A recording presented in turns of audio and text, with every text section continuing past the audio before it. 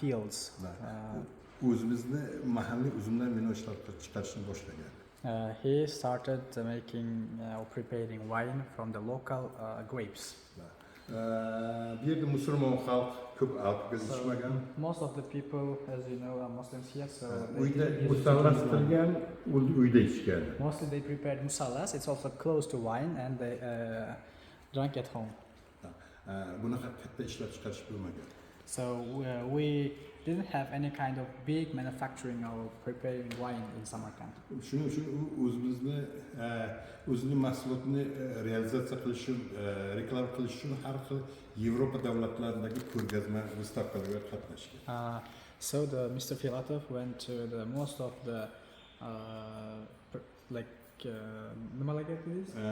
O'zining mahsulotini reklama qilish. to advertise his goods. He went to the Europe for the kind of shows, how to prepare the wine. Yevropa davlatlarida chiqarganda Yevropada bizning o'zimizni, bizning o'zbek vinomizni tanimaganlar. So when they produced it and when they took the wine to the Europe, they didn't know that the wine was produced in Uzbekistan. Shuning uchun u Yevropa davlatlaridan 20 ga yaqin Yevropa uzumlarni olib kelib berdi ekkan. Okay. So he brought more than 20 different types of the wine he brought from Europe and planted in Uzbekistan. From Samarkand. Ma'lum vaqtdan keyin ham o'zimizning mahalliy ham Yevropa uzumlaridan vino ishlab chiqardik. So a bit later he started producing the local and the brand, from Europe, different types of wine. Bu bizning yerto'lamiz. So here we have Filatov qurgan. So here this part was mainly built by Filatov.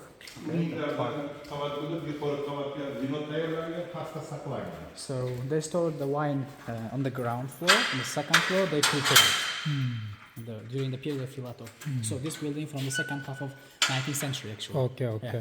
1860. So this guy's father or some teacher he bring to the grapes from the France to the Ukraine or he did? Anaqa Fransiya va Ukrainadan olib kelingan navlarni kim olib kelgan? Sizda bironta qarindoshingiz bor? Yo'q, Filatov. Filatov, only Filatov. U Rossiyadan bo'lgan. He was originally from Russia, Filatov. Asli bo'ladimi tikda? Bilmadim. Cabernet Sauvignon. Franc, Okay. Cabernet Sauvignon, Okay. Pinot, Pinot Noir. Merlot, Okay. Riesling Germany, Okay. Hungary Muscat, Okay. and Georgian Rikatsteli, Okay. Sapiravi, Okay. Tekveri. Okay. Yeah. Everything. Very good. But that is bring to from he or some his teacher? No, it was by Filatov, the guy who originally came from Russia many years ago. Okay. Not his relatives. Okay. O'ylayaptiki sizni qarindoshlaringizmi deyapti? Yo'q. Aytayman boshqa odamlar. Bularning ichida umuman yo'q o'zi hech narsa. Bu joylar hozir bo'sh. So those are empty, not full. Bu yerda ko'p mehmon keladi, ba'zi qo'yib yuboradi. So many guests daily come here, so they may try to open, so they do not keep here. Okay. Yeah, they do not store here. Bu Duboy bochka, Duboy Rossiyaniki. So this originally came from Russian technologies. Yeah. Russian Russian Lotion. produced here. Okay. Filatov Yevropa davlatlarida bo'lganda Yevropa davlatlaridan har xil vinolarni olib kelib o'zi ishlab chiqargan bilan birga kolleksiya yasagan. So he had a collection, the Filatov's collection that he brought from Europe and produced local ones. They mixed both. Mana uning yerto'lasi 3700 butilka vino saqlagan. So here we have underground the part of the Filatov. Okay. 3,700 bottles of wine. Wow.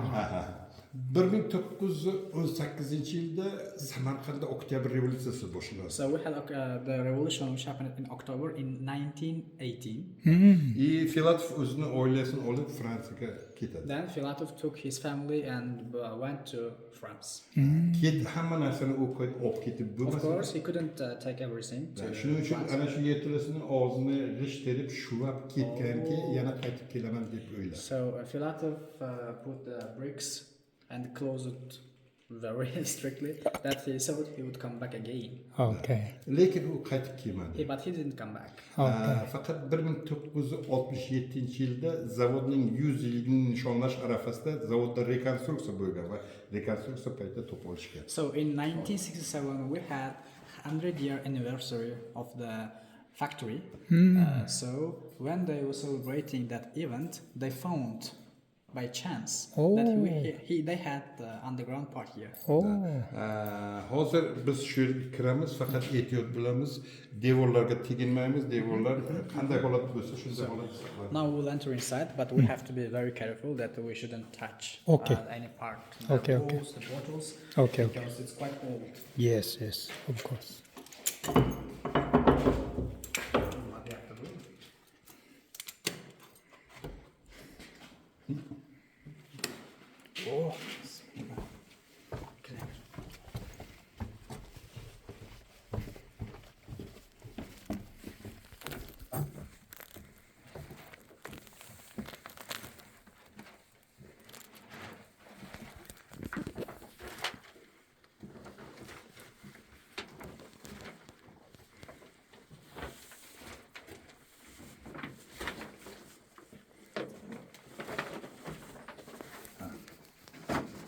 Mana bu o'tiradigan joyi toza, faqat mana bundan oyoqlarni kir qilmasin. So, you can sit here, okay, but be careful. This is dirty, okay, Yep. but you can sit here. Yep. So, Endi topib olishganda, kirganda ana shu tunkaning ustida uning ambarni knigasi bo'lgan.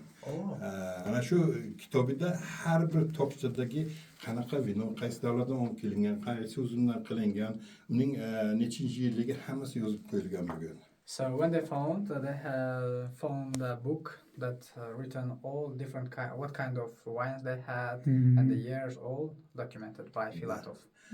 Bir boshdan tatib ko'rilganda suxoy vinolar уже usga aylanib bo'lgan. From the very beginning, when they started, the sukhoyda, dry wines became already kind of undrinkable, Vinegar.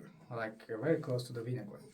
Lekin hozirgacha 1,5 mingga yaqin uning desert vinolari, shirin vinolari bizda saqlanib turibdi. So still they have more than 1,500 different types of the wines, sweet wines they have. More than 1,500 different types. Bu Respublikaning oltin fondiga kiritilgan. So this is part of the golden foundation of Uzbekistan. Har 20 yilda In every 20 years, bir marta komissiya tuziladi. once they collect the commission, Komissiya tomonidan har bir butilka ochib 5-10 millilitr tatib ko'riladi. so they come and they try 5 to 10 milligrams of every bottle. They come, they open. Agar vino yaxshi, sog'lom bo'lsa, yangi korka probka bilan yopib joyiga qo'yiladi. If the wine tastes good, the quality actually, they close it, that's it. Otherwise, bo'lmasa yomon bo'lsa, Yomon bo'lsa olib tashlanadi. they do not use, they like kind of rubbish. Nima uchun 20 yil? 20 yildan keyin ana shu korka probka ham asosda ushoqlanib ketadi. Oh, why 20 years? Because the wood part they use to close becomes kind of cork. Becomes kind of sand. Yeah. Bu shunaqa qurilganki, qishin yozim bu yerda 14 gradus. Oh, whenever you come in winter or summer, you should come. If you come here, the degree will be 14 only. The weather is quite stable. Biz Doesn't matter cold, hot. issiq paytda kamroq ochamiz, yozda nima deganda tashqarida 40-45 gradus bo'ladi, bu yerda 14 gradus. Ochilganda mana shunaqa asosda kondensat paydo bo'ladi. So in summer, sometimes they open like outside. Imagine that it's 35 to 40 degrees, but inside the weather is cool. So this is the result of these different types of different degrees. Okay, cold and hot. Shuning keyin mana shu kondensatni vinochilar devorlar yig'layapti deydi. Nima deganda saqlash harorati buzilyapti degan. Then the winemakers say this the walls are tearing, just crying because the weather changes. Keyinchalik ana shu kondensat mana mog'orlanib chorniy grip deydi. So mo'g'orlanib like it qolib creates ketadi. kind of black big spots. Shuki mana shu holatga kelib qolgan. So you can see this is the result. O'sha davrda qanday bo'lsa shu holatda saqlangan, faqat bitta chiroq o'tkazilgan, mana podsvechnik, podfakelniki o'sha davrdan qolgan. So whatever you see in this room, original from that period, from philosophy period, only they put this kind of light and that's it. Yeah, yeah. Bu Yevropada ko'p bunaqa mayda katta pogreblar, bizda mana shunaqa nima deydi, tarixiy pogreb bu 1872-yilda qurilgan pogreb. So the pogreb they say, this kind of special room for wine tasting the story. In Europe there are a lot, the small ones, the big ones, but in Uzbekistan this is the only one. In Central Asia. Actually this is the only one in Central Asia. Именно исторический, tarixiy. The one historical from 1868. Bu yerda eng eski vino, yaxshi sog'lom vino 1908-yilning vinosi. The oldest wine in this factory from 1908 that you can drink. Port wine. Called Portugal, port wine. Portuguese. White wine, no wine, sweet wine. Port wine, sweet wine. White wine, red wine, Oporto, Portugal, Murveder, Morastel, Malaga, Marsala, Madeira. Да. И много, и ko'p vinolar o'zimizni Filatov o'zimizni mahalliy uzumdan qilgan vinolar. So most of the types of the wine that Filatov prepared were local. Белый kishmish, oq kishmish. Most of they use it white grapes, the one like not black small ones, the white small ones. By the way, you bought 1 kg dried one. Да. И bu yerda toifi, We have different types. The toifi, local. bihishti, tagobi, vasarga, buaki. So those Bakhtiori. 5-6 different types of local their names. I mean the grapes. Okay. Toifi, Bach, Tagibach, that kind of stuff. Sovet davrida ham bu yerda vinochilik rivojlangan. During the period of Soviet also, the producing wine well organized. Asosan bu joylarda imna O'zbekiston o'zbek shirin vinolar qilingan. So mostly they prepared sweet local brands. Butun Sovet ittifoqi bo'yicha bu yerdan And vinolar kelgan. they exported to all Soviet countries from Samarkand. To Belarus, for example, to Kyrgyz, Kazakhstan, Ukraine.